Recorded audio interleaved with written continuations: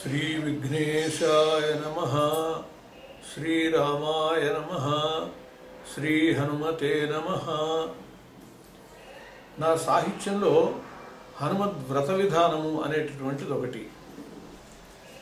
హనుమంతునకు ప్రతి మాసంలో కూడా కొన్ని పర్వదినాలు ఉన్నాయి. ఆ హనుమత్ పర్వదినాలన్నింటిలోకి ప్రధానమైనటువంటివి మూడు. ఒకటి హనుమత్ జయంతి వైశాఖ మాసంలో వచ్చేటటువంటిది, రెండవది హనుమత్ కళ్యాణం జ్యేష్ఠ మాసంలో వచ్చేటటువంటిది, మూడవది మార్గశిర మాసంలో వచ్చేటటువంటి హనుమద్ వ్రతం. ఇది ఇంగ్లీషు నెలల్లో డిసెంబర్లో వస్తూ ఉంటుంది. ఈ హనుమద్ వ్రతము అనేటటువంటిది సాక్షాత్తు శ్రీరామచంద్రుడు, ధర్మరాజు మొదలైనటువంటి వాళ్లే చేశారు అంటే అది ఎంత విశిష్టమైనదో మనకు అర్థమవుతుంది. మార్గశిర శుద్ధ త్రయోదశి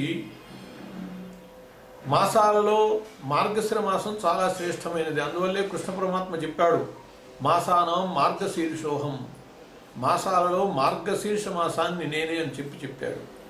అటువంటి మార్గశిర మాసంలో త్రయోదశి ఇంకా చాలా పర్వదినం. వీటికి కారణాలు ఏమిటి అంటే, హనుమంతునికి ఇష్టమైనటువంటిది మృగశిర నక్షత్రం. ఆ మృగశిర నక్షత్రం వచ్చేటటువంటి పౌర్ణమి గలది కాబట్టి ఇది మార్గశిర మాసం అని చెప్పబడుతుంది. అందులో త్రయోదశి నాడే సీతామాతని హనుమంతుడు దర్శించినట్లుగాను, అందువల్ల ఆ మార్గశిర శుద్ధ త్రయోదశి నాడు హనుమత్ పూజ చేసేట్లయితే తాను అనుగ్రహిస్తానని చెప్పి సీతాదేవి చెప్పినట్లుగా కూడా మనకి పురాణాల్లో కనపడుతుంది. అటువంటి మార్గశిర శుద్ధ త్రయోదశి నాడు హనుమద్ వ్రతం జరపటం. ఈ హనుమద్ వ్రతంలో 13 ముళ్ళు కలిగినటువంటి తోరానికి, హనుమద్ రక్షకి పూజ చేసి దాన్ని ధరించటం విశేషం.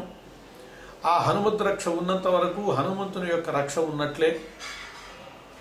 ఇది ఆ సంవత్సరం అంతా కూడా హనుమంతుని రక్ష కోరుకుంటూ చేసేటటువంటి వ్రతం. ఇలా 13 ఏళ్ళు చేసేటట్లయితే అది ఉద్యాపన. ఆరంభంలో కానీ, చివరిలో కానీ, మధ్యలో కానీ ఎప్పుడైనా ఉద్యాపన కార్యక్రమం పూర్తి చేసుకోవచ్చు.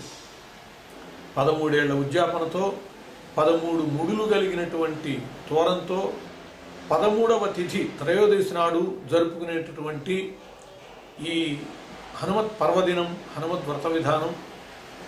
ఇందులో హనుమంతునికి ఇష్టమైనటువంటి ద్రవ్యాలతో పాటు పచ్చనైనటువంటి పూలతో, అలాగే పసుపచ్చదనం కలిగినటువంటి పూలు, పసుపచ్చనైనటువంటి గంధము, పసుపచ్చ తోరములు ఇటువంటి వినియోగించడం కూడా ఈ వ్రతంలో విశేషమైనటువంటిది. అసలు ఈ వ్రతము పంపా నదీ తీరంలో జరగాలి. అందులో కూడా కదళీవనంలో, ఆంజనేయ స్వామికి కదళీవనం ఇష్టం, ఆయన రంభావన విహారి. అటువంటి పంపా తీరంలో మనం వెళ్ళి జరుపుకునేటటువంటి అవకాశం ఉండదు. కాబట్టి ఈ వ్రత విధానంలో ఉన్నటువంటి కీలకాంశం ఏమిటంటే, ముందు పంపా కలశ ప్రతిష్ఠ చేస్తాం. ఈ పంపా కలశ ప్రతిష్ఠ చేసి, పంపా పూజ చేసి, ఆ జలాన్ని తీసుకుని సువర్చల హనుమత్ కళ్యాణాలు, సువర్చల హనుమత్ కలశాలలో ఉంచి హనుమత్ వ్రతాన్ని పూర్తి చేసుకుంటాం. అలాగే చివరిలో అభూపదానము, హనుమద్ రక్షాధారణం, తోరణం ధరించటం, ఇటువంటి వాటితో ఈ కార్యక్రమం ఉంటుంది. ఆ రోజునే కాకుండా కొన్ని పర్వదినాలు కూడా ఇవి జరుపుకోవటానికి అవకాశం చెప్పబడ్డాయి.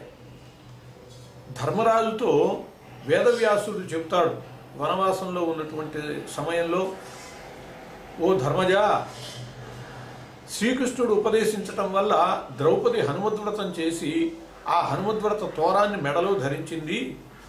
దాన్ని చూసి అర్జునుడు పరిహసించాడు. నా జెండా మీద ఉండేటటువంటి వానరుడైనటువంటి ఆయన గురించి వ్రతం ఏమిటి, ఆ తోరాన్ని నువ్వు ధరించడం ఏమిటి అని చెప్పి దాన్ని కాస్త తీసిపారేశాడు.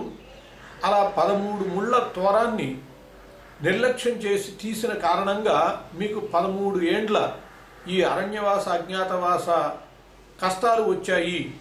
అందువల్ల మీరు మళ్ళీ హనుమత్ వ్రతాన్ని చేస్తే ఆ కష్టాలు తొలగిపోతాయి అని అంటే, వేదవ్యాస భగవాను యొక్క మాట విని ధర్మజాతులు హనుమత్ వ్రతం చేసి ఆ ఫలితాన్ని పొందారు అని చెప్పి మనకి చెప్పబడ్డది. అలాగే